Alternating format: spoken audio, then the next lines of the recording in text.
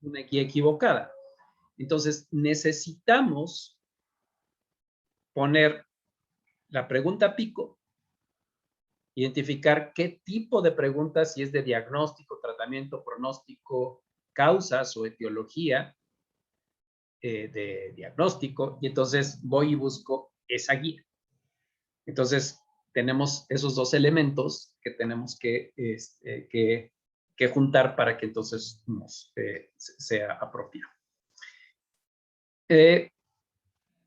Seguramente varios de ustedes tienen problemas para identificar los diseños de estudio, y entonces por eso quiero dar una breve introducción de qué son los diseños de estudio para que lo relacionen con el pronóstico, con estas guías. Entonces, un poco para que lo vean así. Si yo estoy teniendo enfrente un artículo que se llama ensayo clínico, eso debe ser el mejor estudio para tratamiento. Cuando estoy leyendo de factores de riesgo, a lo mejor son los estudios de causas y controles o de causalidad. Entonces, eso quiero que por lo menos lo tomen en cuenta para cuando empiezan a leer los estudios. Un elemento que es bien importante en la lectura crítica es que tenemos que leer la metodología. Y entonces, en esa parte de la metodología también vamos a identificar el diseño del estudio. A diferencia de, no sé ustedes cómo hasta ahorita leen los artículos de investigación, pero esta guía necesita primero, para hacerlo bien, tenemos que leer la metodología. Y en general la metodología es la parte más suscita, la más pequeña de todo el artículo. Y entonces, y muchos de ustedes seguramente eso se lo pasan, porque les gusta más leer el resultado o las conclusiones, o a lo mejor no se quedan en el resumen. Pero entonces sí necesitan leer la metodología para poder vincular las cosas. Entonces, ahorita voy a hacer una presentación muy breve sobre los diseños de investigación que está relacionado con uno de los artículos que le mandé hace 2 semanas y que por tiempo no lo repasamos la semana pasada.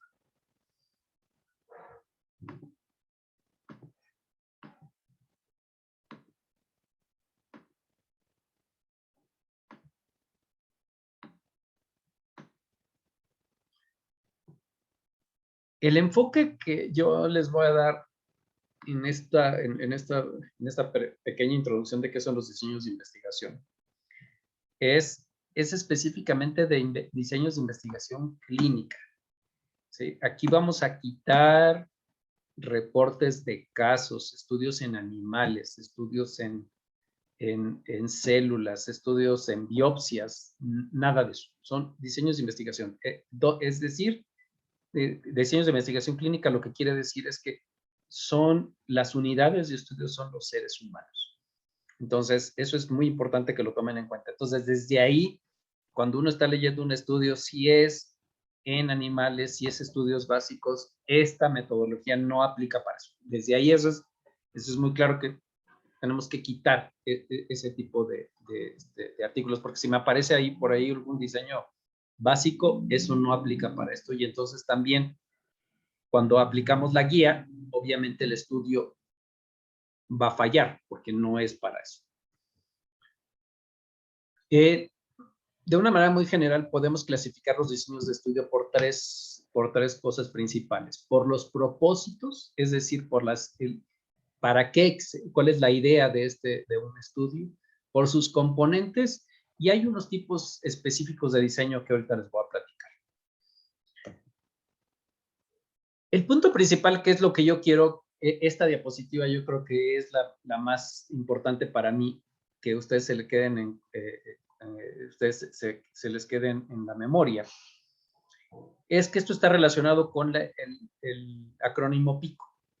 Y entonces el propósito del estudio está relacionado con la terapéutica o prevención, que también podemos verlo de esa manera. ¿Por qué? Porque las intervenciones pueden ser para tratar pacientes que están enfermos, o las intervenciones también pueden ser intervenciones preventivas, como la profilaxis, como cambio en el estilo de vida, el hacer ejercicio, hacer dieta, para evitar tener alguna enfermedad. También hay estudios sobre diagnóstico, es decir, y en estos casos lo que significa es identificar qué prueba diagnóstica, que puede ser un examen de laboratorio, puede ser parte de la exploración física, puede ser un estudio de resonancia, una radiografía, una tomografía, un ultrasonido, qué tan bueno es para confirmar o descartar diagnósticos, que es lo que hacemos habitualmente. Uno pide estudios para decir, yo pienso que este paciente, por decir una cosa, tiene infección urinaria. ¿Cuál es? ¿Será bueno que le tome un urocultivo por bolsita en lugar de hacérselo por sonda? ¿Qué tan bueno es eso? Y entonces ahí dicen, por bolsa, que es lo que habitualmente luego hacen en cierto, sobre todo los niños pequeños, no es la mejor, no es la forma de tomar urocultivos, porque pensamos que sonda es muy agresivo para un bebé, pero no nos sirve porque la bolsita se contamina. Y entonces, esa no es la mejor prueba, entonces deberíamos hacerlo por sonda. Entonces, lo que queremos es qué prueba diagnóstica deberíamos utilizar para ciertas enfermedades. Pero también, cuando estamos buscando enfermedades, también decimos, no parece infección urinaria, ¿por qué? Porque tiene 3 leucocitos en el examen de orina. Entonces, también una prueba diagnóstica nos ayuda para descartar. Entonces, cuando estamos en diagnóstico es para confirmar o descartar. El pronóstico en general es cómo les va a los pacientes. ¿Les va bien? ¿Les va mal? ¿Tienen alguna complicación?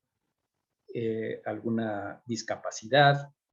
En los últimos meses hemos sabido del COVID y esto que le llaman el long COVID, que muchos pacientes luego tienen secuelas, no necesariamente secuelas por inmovilidad o cosas así, sino otros asuntos relacionados con problemas respiratorios o problemas neurológicos que por cómo estuvieron sus condiciones. Y algunos se resuelven y otros no, y quién sabe en qué momento se quitan en el tiempo. Hay estudios de causalidad, donde estamos buscando factores de riesgo para identificar por qué a una persona le dio la enfermedad o no, un grupo de personas. Y el último grupo es los estudios epidemiológicos, donde estamos buscando la frecuencia, incidencia, prevalencia de las enfermedades. Entonces, esto es lo que yo quiero que se les quede muy claro, porque los estudios clínicos bajo estos 5 elementos son los que uno puede identificar en la literatura en estudios en seres humanos. Y eso les va a ayudar para identificar al mismo tiempo la guía para la evaluación de los artículos.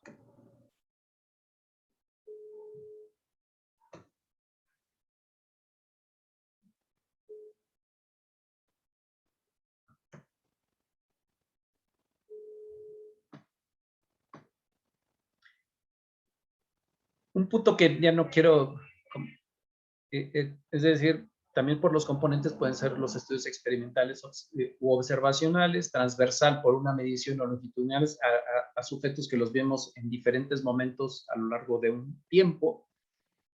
Si fueran un estudio descriptivo, generalmente son estudios epidemiológicos, y los estudios analíticos en general es por cuando comparamos entre grupos. Y hay estudios prospectivos y retrospectivos. Los prospectivos es cuando empezamos, a partir de un momento empezamos a hacer el estudio, y los retrospectivos generalmente son los que analizamos expedientes. Eso no me voy a detener mucho pero nada más es un panorama general. También los diseños específicos. Ustedes seguramente uno más de ustedes ha leído estudios de ensayo clínico aleatorizado o estudios cuasi experimentales, que así se llaman. O bien, y son el grupo de estudios experimentales, o los observacionales son estudios de cohortes, de casos y controles, transversal analítico, serie de casos. Esos son en general también ya son estudios ya que tienen un nombre, y entonces ya los podemos identificar de esa manera.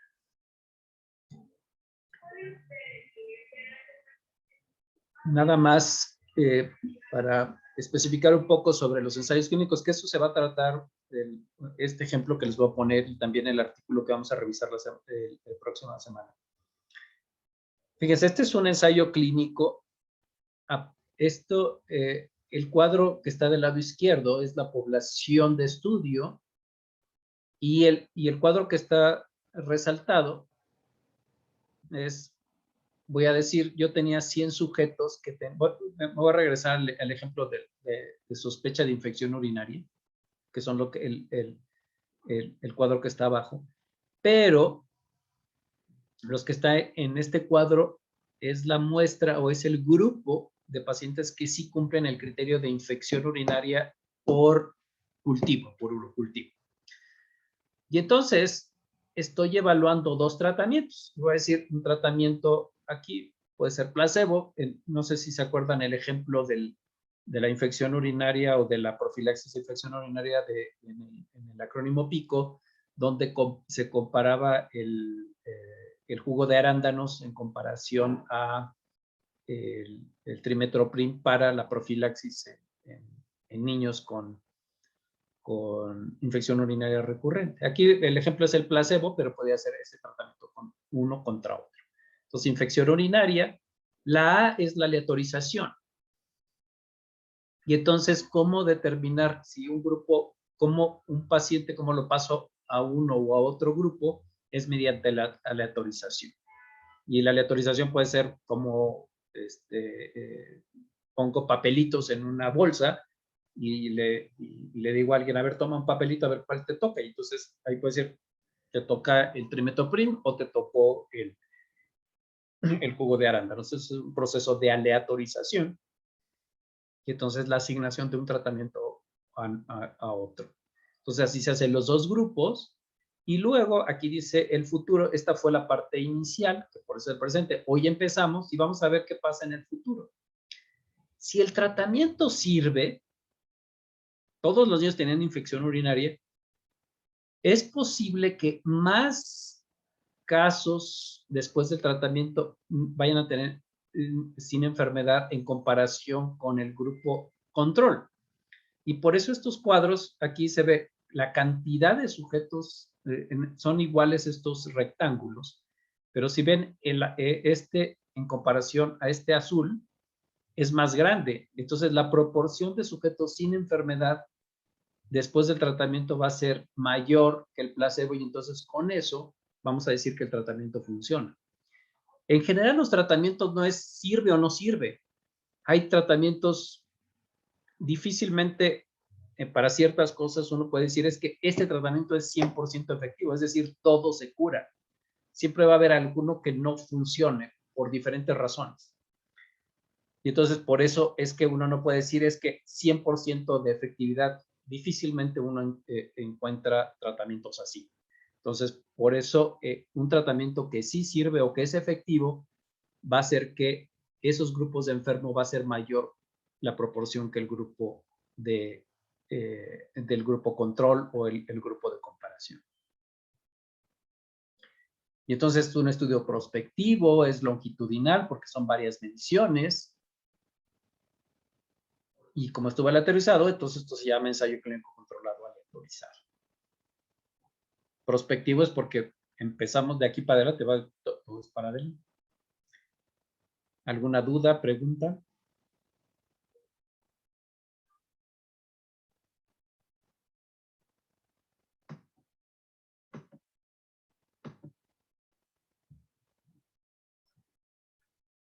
Los estudios de cohortes y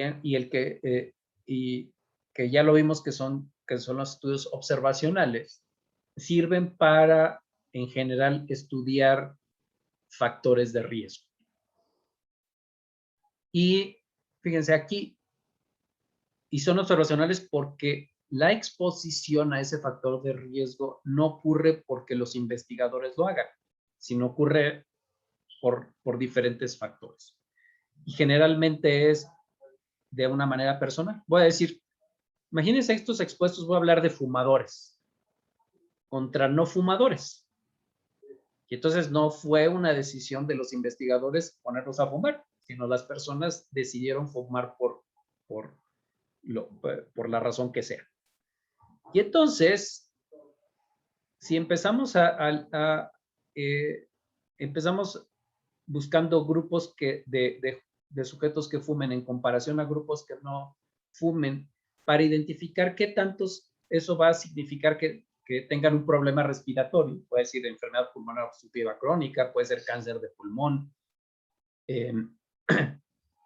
Eso va a ocurrir en el tiempo, años seguramente para que ocurra esa enfermedad, por eso aquí está el tiempo. Entonces, se observan, por eso es de ahí la parte, a esos sujetos que estaban expuestos a ese factor, para ver si en el futuro van a desarrollar la enfermedad.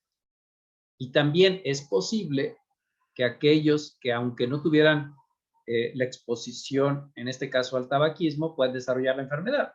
Seguramente ustedes conocen personas que nunca fumaron y tuvieron cáncer de pulmón, por ejemplo, porque hay otras cosas que pueden condicionar el cáncer o el problema respiratorio. Entonces, al igual que el ejemplo anterior, fíjense aquí cómo este rectángulo es más grande en los expuestos en comparación a los no expuestos, que es más chico, y los sanos, es decir, que no, por lo menos no van a tener esa enfermedad, es más grande, ¿no? Que es más grande que en el grupo expuesto. Cuando identificamos que este factor está relacionado con la enfermedad, uno dice que si es correcta esta asociación es porque hay más enfermos en el grupo expuesto que en el no expuesto. Este estudio es prospectivo, es longitudinal y es comparativo porque tenemos dos grupos.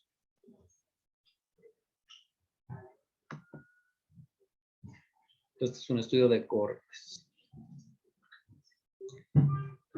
Hay estudios de casos y controles también para estudiar la causalidad. Fíjese, aquí también es específicamente de cáncer de pulmón. Empezamos con el cáncer de pulmón, que son los grupos de casos, y tenemos un grupo sin cáncer de pulmón. Empezamos ya con que el desarrollo de la enfermedad. En el otro es, vamos a ver en el futuro si desarrollan o no aquellos que fumaron cáncer. Aquí es, ya tenemos los pacientes con cáncer de pulmón, que son los casos, y los controles van a ser quienes no tienen. Y vamos a buscar en su pasado, por interrogatorio, por expediente, puede ser, si en el pasado esos pacientes, tanto los de casos como los controles, habían fumado en el pasado. Y vamos a identificar si vamos a determinar que el tabaquismo sí es un factor de riesgo para el cáncer cuando la proporción de sujetos de cáncer de pulmón es mayor que hubieran fumado en comparación al grupo sin cáncer de pulmón. Entonces aquí decimos que el tabaquismo sí es un factor de riesgo para desarrollar cáncer. Y lo mismo, va a haber pacientes que a pesar que tuvieron cáncer no tienen antecedentes de tabaquismo, y también habrá sujetos que habiendo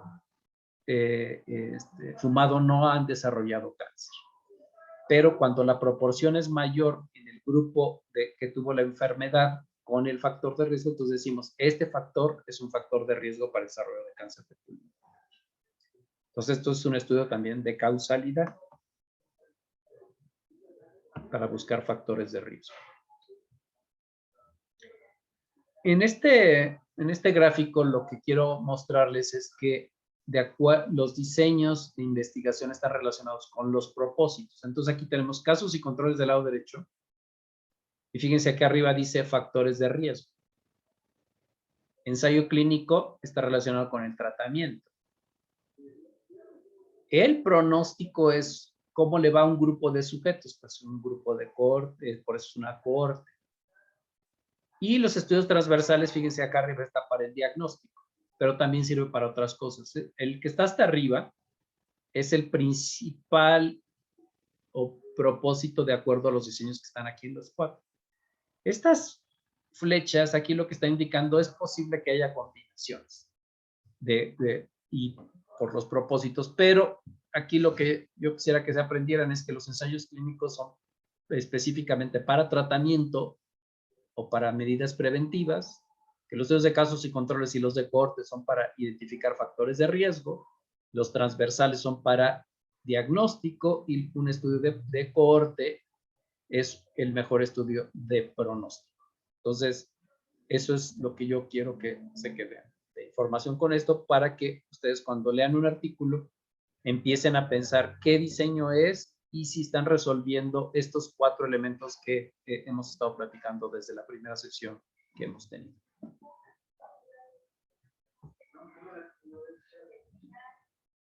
Esta misma información más o menos está en el artículo que les mandé hace 2 semanas. ¿Hay alguien que tenga alguna duda, alguna pregunta?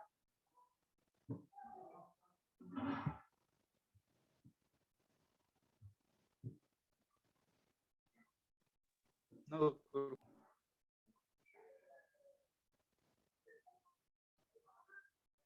Muy bien. Entonces,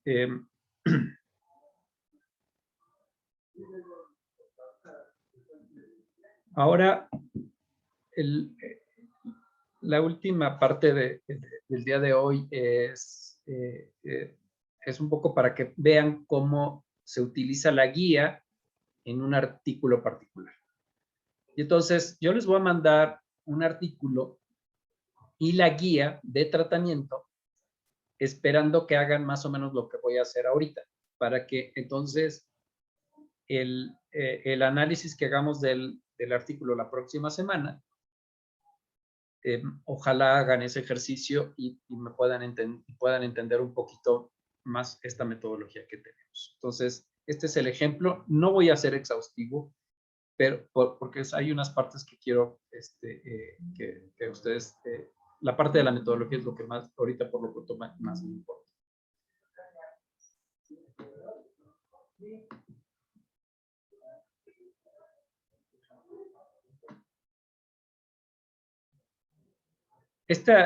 Entonces,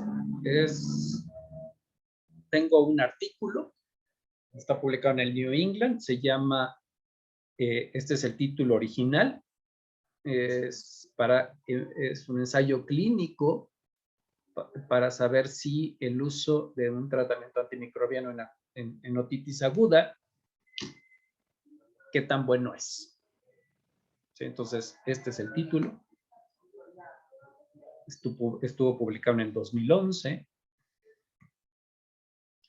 Y entonces, empezamos por las primeras preguntas. La primera pregunta de la validez del estudio, yo no sé si se recuerdan hace un momento que les puse que era si la asignación de los pacientes de los tratamientos fue aleatoria. Y aquí se responde que sí. Por eso les decía que es muy fácil la pregunta de sí o no. Pero no es suficiente que digan sí o no, sino, es decir, ¿por qué dicen que sí? También es importante. Entonces, vamos a decir sí y por qué. Entonces, en la metodología del estudio, aquí es tal como viene el artículo, dice, este fue un ensayo, es un estudio aleatorizado, randomized, es la aleatorización, doble ciego, double blind, placebo controlado, es decir, con un grupo placebo para determinar la eficacia de un antibiótico en pacientes con otitis media. Y lo que estaban buscando los autores es evaluar la eficacia de este tratamiento en pacientes y para saber si la dosis era adecuada. Entonces, esa es. Solo porque dice aquí aleatorio, entonces por eso la respuesta es sí. Esto puede estar tanto en el resumen, pero particularmente, como les dije hace rato, tenemos que buscar el apartado de la metodología. Y también nos dicen cómo fue esa asignación. Dice, los pacientes elegibles fueron asignados aleatoriamente para recibir amoxicilina a esta dosis o placebo durante 7 días. Y nos dicen aquí que esta parte del doble ciego es que el placebo fue igual al tratamiento activo, es decir, a la amoxicilina, en cuanto a apariencia y sabor, para que los niños no identificaran si era una cosa u otra. Entonces aquí estos son los dos grupos que hay, el de amoxicilina contra el placebo. Entonces con estos dos elementos ya, por eso aquí también dicen aleatorizado y en la diapositiva previa también, entonces por eso la respuesta es sí. Entonces esa es la primera pregunta. La segunda pregunta dice, ¿se tuvieron en cuenta adecuadamente todos los pacientes incluidos en el ensayo y se les consideró la conclusión del mismo? Está metida hoy una segunda pregunta que es parte de la primaria y si se realizó un seguimiento completo. Y esto es para hacerlo más fácil estas dos preguntas porque están contempladas en las siguientes. Entonces, la respuesta es sí. ¿Por qué? Y entonces, lo que dicen los autores en la metodología y un poco en los resultados, dice que la tasa de adherencia al tratamiento fue de aproximadamente 94% y lo evaluaron de acuerdo a diarios que les pidieron a los papás que estuvieran registrando si le estaban dando los medicamentos y también lo midieron de acuerdo, les dieron un número de pastillas y cuando regresaron les pidieron los frascos vacíos o los tabletas que le hubieran quedado y entonces para saber si realmente se lo habían tomado. Y entonces por eso dijeron todos los tuvieron una adherencia apropiada. Entonces la respuesta es sí. Todos llegaron al tratamiento. Y la tercera pregunta que es si se consideran los pacientes para la conclusión del ensayo, la respuesta es sí. Entonces hay una figura que en los últimos más o menos 20 años siempre uno lee en cualquiera de los ensayos clínicos sobre cómo fue el proceso tanto en la aleatorización como en el seguimiento de los pacientes hasta su conclusión. Fíjense, arriba dice 322 niños, 162 asignados para el tratamiento con amoxicilina y 160 al placebo. ¿Cuántos realmente le dieron el tratamiento? Aquí dice, y uno no, porque ya no regresó. Y en el otro grupo también otro tampoco regresó. Hay un punto donde, ¿será que puede haber que los pacientes eran 7 días de tratamiento? Y entonces, ¿qué tal que no regresaron o algo les pasó a los pacientes? Y entonces, fíjense aquí, solo en el grupo de placebo hubo un caso que suspendió el tratamiento en el día primero. Entonces, al final, 161 en el grupo de tratamiento se analizaron o concluyeron y 158 en el grupo de placebo. Entonces aquí vemos que prácticamente todos de este grupo terminaron con excepción de uno y aquí 2 en el grupo placebo. De acuerdo a esto, prácticamente sabemos qué les pasó a todos los pacientes que le autorizaron. Por eso fue la respuesta de la pregunta, si todos se analizaron. Entonces aquí están, si se supo cómo es que concluyeron. En la mayoría de los ensayos clínicos hay pérdidas, entonces esto de withdrew, entonces es una pérdida. Pero, y entre menos pérdidas haya, es mejor el estudio. Aquí prácticamente no hubo pérdidas, entonces voy a decir que el estudio estuvo bien hecho. Entonces, por eso también es una palomita, es un sí o una palomita cuando contestamos que sí. La otra pregunta es si se analizaron los pacientes a los grupos que le fueron asignados de manera aleatoria. Y es una cosa que se llama análisis intención a tratar. La respuesta es sí.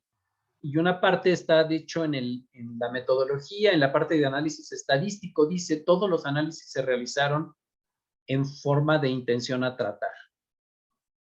Entonces ya esto es sí, pero además, ahorita vamos a ver cómo estuvieron algunos datos y también es importante. Las preguntas secundarias son esto del enmascaramiento o el cegamiento. Ya nos dijeron que los pacientes fue doble ciego, que fue una de las primeras diapositivas. Ambos, el placebo y el antibiótico eran iguales, entonces los niños no sabían, ni tampoco los papás, tampoco, y también el hecho de que nos dijeron que era doble ciego, ni el personal del estudio ni los investigadores lo sabían. Qué grupo, en el momento que los evaluaron, no sabían qué tratamiento habían recibido. Esto también, otra vez vamos a poner double blind. Por eso la respuesta es que sí. La otra pregunta secundaria dice que si eran similares los grupos al inicio. Y la respuesta es sí. Esto generalmente lo vemos en la tabla 1. La tabla 1 de cualquier ensayo clínico está relacionada con cómo se distribuyen las variables, que esto es lo que está del lado izquierdo, entre los dos grupos. Aquí vean, el primer grupo es el de amoxicilina y el segundo es de placebo. Y se observa, si uno va leyendo, si son ciertas características son iguales entre los dos grupos. Cuando uno observa que hay una diferencia de alguna característica que uno sepa que puede favorecer al tratamiento o al placebo o al grupo de comparación, entonces ya le empezamos a no creer al resultado. ¿Por qué? Porque si desde un principio los pacientes, voy a decirlo, estaban menos graves que en otro, entonces a lo mejor, a pesar de que el tratamiento funcionara, probablemente no le creímos. Pero en este caso, si ustedes se fijan, prácticamente todos los datos son igualitos entre los dos grupos. Fiebre, en el porcentaje en particular, es más o menos igual. Dolor. Las características de lo que uno observa en el oído, más o menos son iguales. En los últimos años, aquí, por ejemplo, seguramente ustedes si han leído alguno de estos, probablemente aquí extrañarán el valor de P. También podemos verlo a través de P, que si aquí debía ser P no significativa, pero cada vez más en ciertas revistas, en lugar de pedirnos que pongamos el valor de P, prefieren que lo omitamos para que los lectores veamos con detenimiento cómo está la distribución de los datos. Y uno observe si hay alguna característica que uno piense que puede favorecer a uno u otro grupo.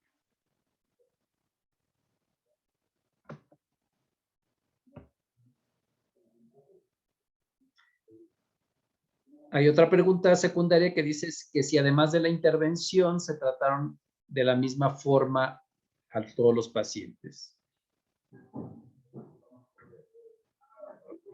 Entonces, la respuesta de la misma forma es que si todos fueron iguales. ¿Qué pasaría? Voy a decirlo, si en el grupo placebo hubo otras personas, diferente de los investigadores, que deciden darle antibióticos. Entonces, por eso puede ser cointervenciones. Entonces, aquí la respuesta es sí, es porque no hubo, y vamos a ver en qué parte del artículo dice.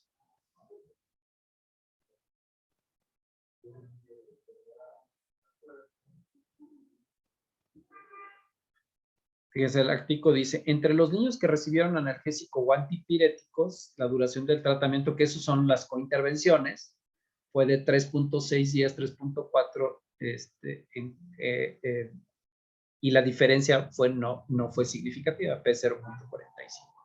Entonces, en ambos grupos, esto es lo que les dieron, pero fíjense, entre quienes recibieron, porque no necesariamente todos recibieron. Entonces, como más o menos fue igual, pues por eso la respuesta es todos tuvieron otros tratamientos, en este caso, tratamiento sintomático de manera igual, similar. Y un poco de los resultados. Entonces, ya con esto se fijan, fueron puros sí. Entonces, con esto determinamos que el estudio está bien hecho. Entonces, sí le vamos a creer a los resultados.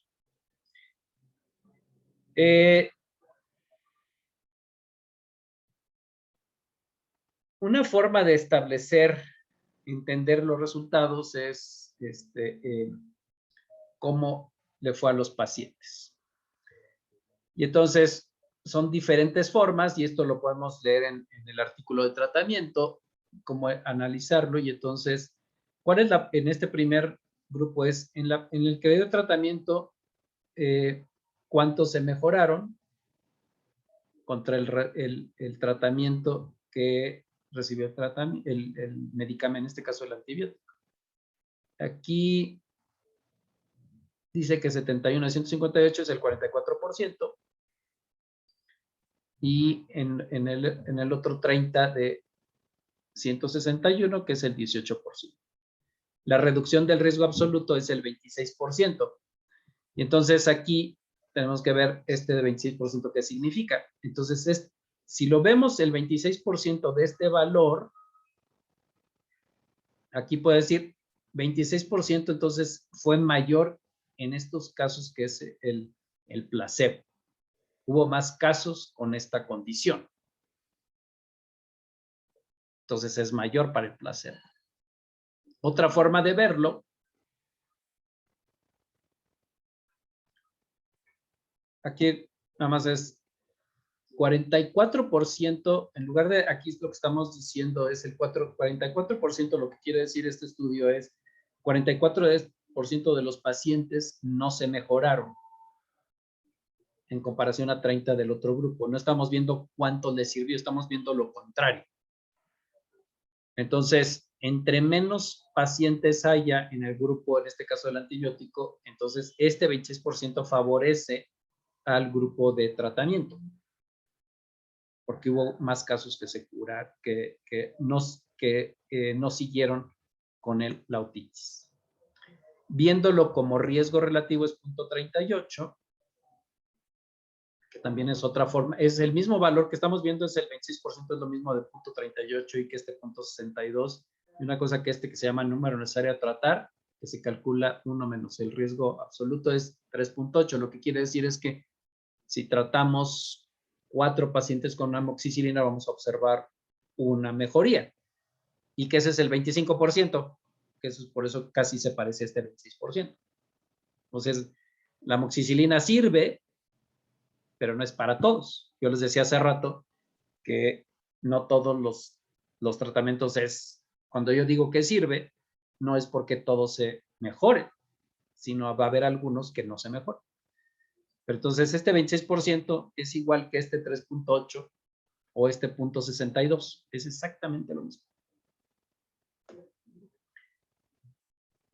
Y entonces, viéndolo como dice en el artículo, dice, la falla del tratamiento ocurrió en 30 de los 161. Eso es en la amoxicilina, ¿se acuerdan de este 18? Contra 158 contra el 71, que es el 49% del grupo placebo. Los autores lo describen de esta manera. Los cálculos previos fueron como en la metodología del estudio, dice allá en la guía, nos dicen cómo lo debemos de calcular. Esto que está en verde es como está descrito directamente en el artículo. Y más o menos se parece a lo mismo, los valores son exactamente lo mismo.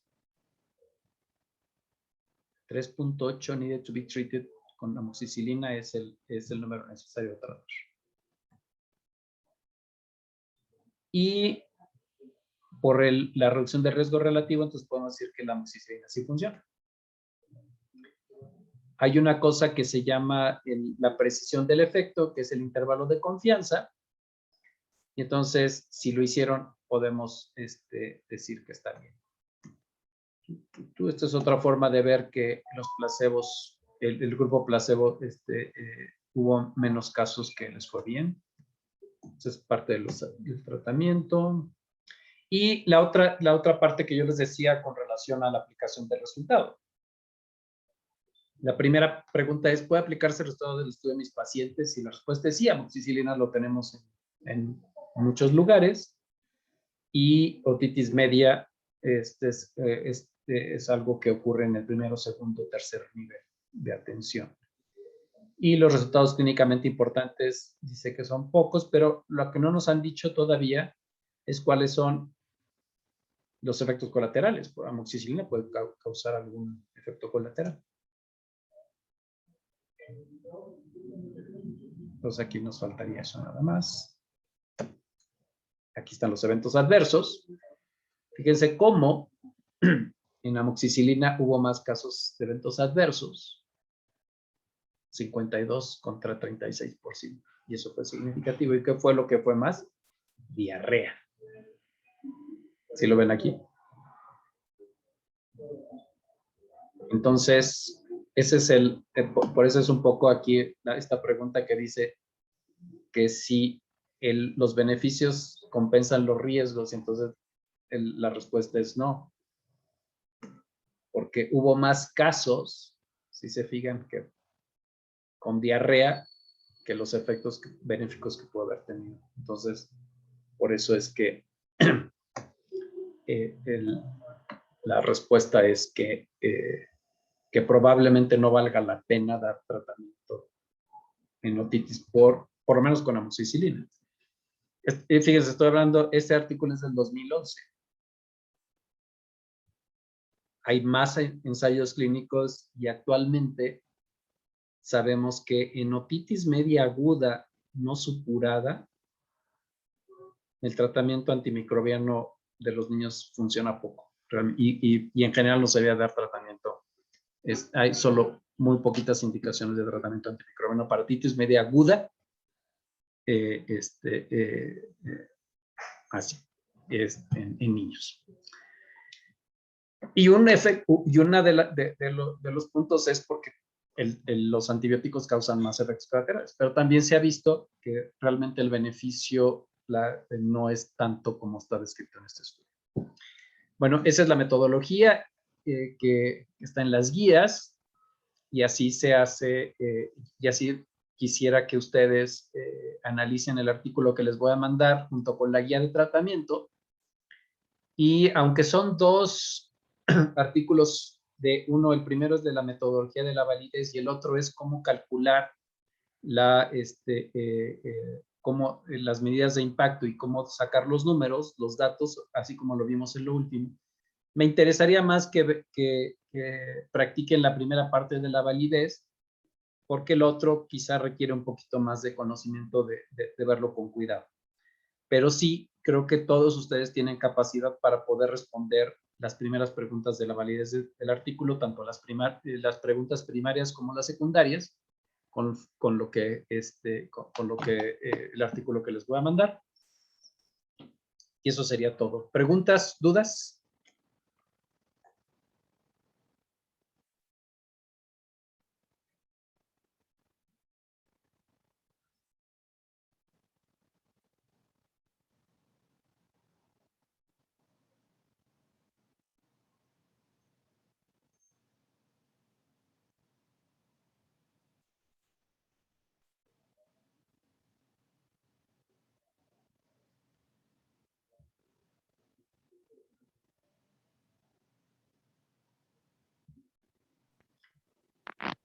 No, doctor, gracias.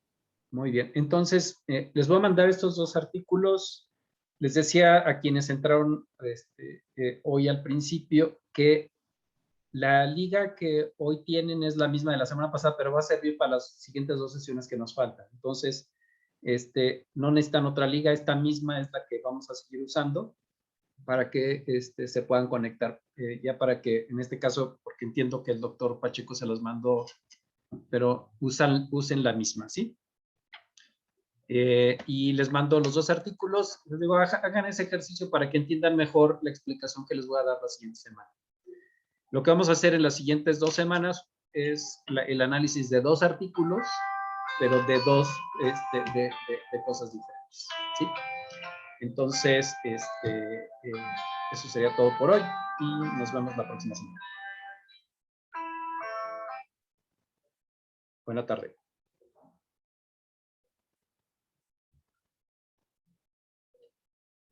Bueno. ¿Sí? Hola. ¿Se fue, doctor? No, lo que pasa es que estaba terminando una sesión. Perdón. Ah, ya.